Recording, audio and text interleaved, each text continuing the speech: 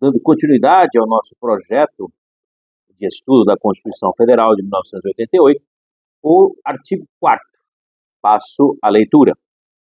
A República Federativa do Brasil rege-se em suas relações internacionais pelos seguintes princípios. Então, dando a sequência do artigo anterior, que era o 3º, que nós falamos sobre objetivos fundamentais da República Federativa do Brasil, no artigo 4º, que é o artigo predecessor ao mais importante de todos, o que mais define a nossa Constituição, que é o artigo 5º, que fala dos direitos e garantias individuais do cidadão, nós falaremos hoje sobre esse artigo 4º, que versa sobre a posição do Estado brasileiro, o Estado constituído neste momento, em 1988, 5 de outubro de 1988, no que diz respeito às suas relações internacionais. Então, inciso 1º, independência nacional. O Brasil de 1988, o novo Brasil, como se dizia à época, ele prima pela independência dos países, ou seja, pelo reconhecimento da independência das nações, a nacionalidade reconhecida como um direito universal e um direito oponível entre todos os demais países do globo. Então, esse é o inciso 1º. Inciso 2º, autodeterminação dos povos. Esse é um detalhe importantíssimo, porque tem muito a ver, inclusive, com guerras, com conflitos militares da atualidade. Hoje mesmo, 2024, nós temos problemas dessa natureza por falta de reconhecimento da autodeterminação dos povos. Então, ser pela autodeterminação dos povos significa reconhecer todo e qualquer tipo de identidade societária, identidade populacional, dentro daqueles conceitos que estão lá na nossa realidade de Estado, que é um grupo de pessoas dentro de um mesmo território que professam o mesmo tipo de cultura e exercem soberania entre si nos seus limites determinados por sua Constituição. Então, a autodeterminação dos povos é esse direito que as nações do inciso anterior têm de criarem e se definirem como um povo, como uma cultura, como um movimento em si, dentro da sua realidade fática, fático-folclórico-cultural, e constituí-lo em um elemento jurídico. Então, é o reconhecimento dessas pessoas, desses aborígenes, desta determinada localização estatal, para um espaço preservado pelo direito, mediante a autodeterminação dos povos. Aí vem, claro, em consequência axiológica, o inciso 4º, que é a não intervenção. Se o Estado permite e reconhece a autodeterminação dos povos, é evidente que ele não vai intervir nas suas relações culturais, nas suas relações até educacionais, porque justamente o Estado está para apoiar e proteger, jamais para impor culturas como se corretas fossem, ou pior ainda, como se oficiais fossem. O Estado brasileiro, que é criado pela Constituição de 88, ele tem uma busca muito forte pela liberdade, seja ela no âmbito interno, quanto também no âmbito externo. Então é evidente que o Estado brasileiro prima pela liberdade, pela autodeterminação dos povos e pela não intervenção, seja ela internamente ou, pior ainda, externamente. Sabemos que o contexto anterior à Constituição de 88, e toda aquela época, era uma época que estávamos em plena Guerra Fria.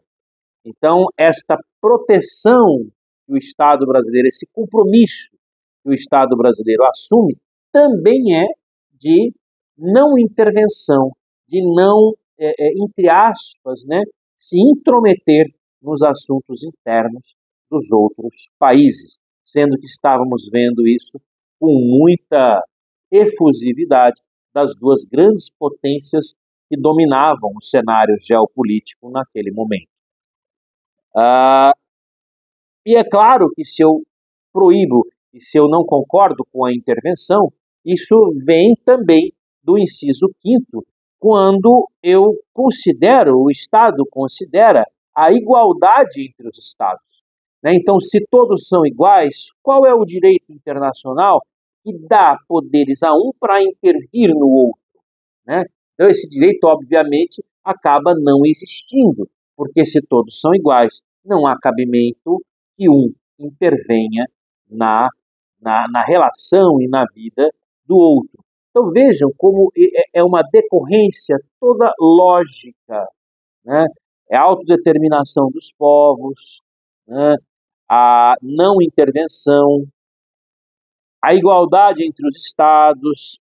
E aqui eu pulei o inciso número 2, me perdoe, foi sem querer. Eu pulei o inciso número 2, que talvez seja um dos mais importantes aqui, me perdoe. O inciso número 2, que é a prevalência dos direitos humanos. Então, olha como que uma coisa se liga à outra. A postura brasileira, ela está em harmonia plena no seu campo interno, na sua política interna e também na sua política externa. Então, refletindo mais uma vez o inciso 2º do artigo 4º, é a obrigatoriedade que todos os estados assumiram quando da assinatura da Declaração dos Direitos Universais, né, dos direitos humanos, em 1948, e que o Brasil só veio a efetivar em uma Constituição de forma plena nessa Constituição de 1988. E lembrando que, por mais que o Brasil tenha assinado a Declaração dos Direitos Humanos, lá de 1948, o procedimento interno de ratificação não aconteceu. Ele veio a acontecer anos depois, lá na década de 90 já, e a primeira Constituição, de fato, que conteve os direitos humanos numa cláusula pétrea e com toda a extensividade do artigo 5º foi a Constituição de 1988. Então vejamos que independência nacional, prevalência dos direitos humanos, autodeterminação dos povos, não intervenção e igualdade entre os estados são, obviamente, dispositivos que conversam de forma harmônica entre si, porque é o que se prega dentro do Brasil, se prega também nas suas relações internacionais. Partindo para o 5º, o 6º, perdoe, que é a defesa da paz, que também é muito ligado a isso. É óbvio que se o Estado brasileiro ele preza pelos direitos humanos, pelo respeito às nações, aos povos, e pela não intervenção, ele tem uma abordagem diplomática baseada na paz.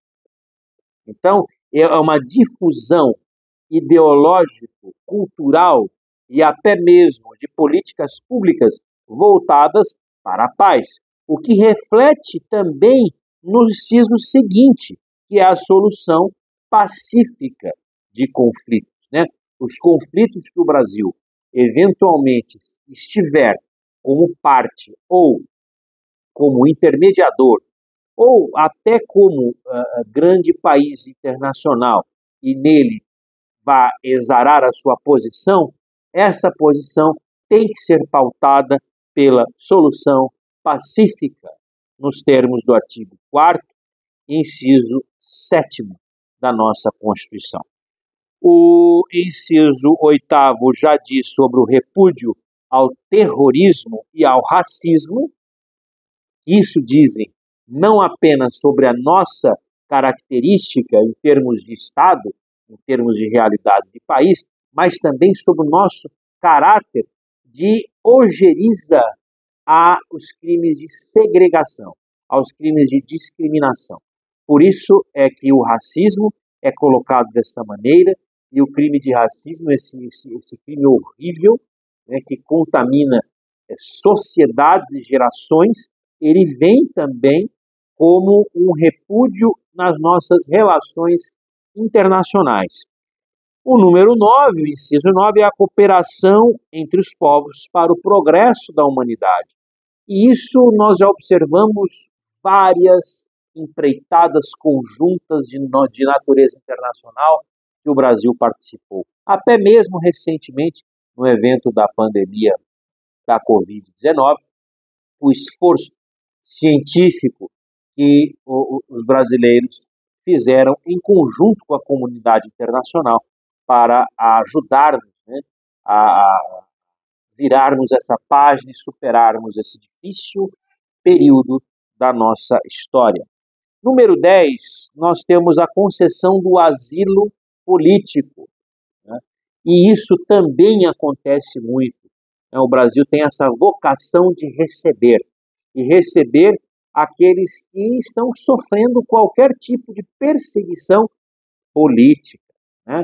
Veja que isso já gerou uma série de discussões, uma série de controvérsias sobre determinados casos concretos, se eram ou não crimes políticos, se eram crimes de natureza comum, tal, e temos uma vasta discussão sobre isso, uma boa jurisprudência também dentro do Supremo Tribunal Federal, que sempre decidiu com muita competência e com muita erudição sobre esses casos. Depois, em outros momentos da Constituição, nós vamos ver as competências exclusivas e quem são as autoridades habilitadas, por exemplo, a conceder o auxílio, o asilo político, né? E o parágrafo único, por fim, ele diz que a República Federativa do Brasil buscará a integração econômica, política, social e cultural dos povos da América Latina, visando a formação de uma comunidade latino-americana de nações. Veja, isso nada mais é do que a busca e a tentativa de crescimento, incorporação e melhora, vamos assim dizer, do Mercosul. Então, vem aí, não está escrito Mercosul, mas na verdade esta integração, essa busca pela integração econômica, política, social e cultural dos povos da América Latina é exatamente o Mercosul. Essa integração de povos, integração econômica, né, e todos esses diversos tratados, não apenas o Mercosul, mas diversos outros, né, que geriram aí, criaram direitos para os cidadãos desses países, facilitando o trânsito de pessoas e melhorando também o trato econômico entre os países do bloco. Bom, no mais é isso. Este é o artigo 4º da nossa Constituição, e a partir do nosso próximo encontro, né, neste programa, claro, né, encontramos outras vezes para outros assuntos, mas neste programa da Constituição, nós iremos começar a tracejar e a conversar sobre o artigo 5º. É lógico que ele é muito extenso e eu não farei de uma vez só. Então faremos por uma divisão de incisos, até para ficar mais fácil para vocês compreenderem. Se tiver alguma pergunta, claro, fiquem à vontade de fazer e assim a gente consegue pedagogicamente discutir sobre os pontos mais importantes e principalmente sobre a literalidade e a interpretação gramatical e esse conhecimento do texto da nossa Constituição de 1988. Muito obrigado pela atenção e até o artigo 5º.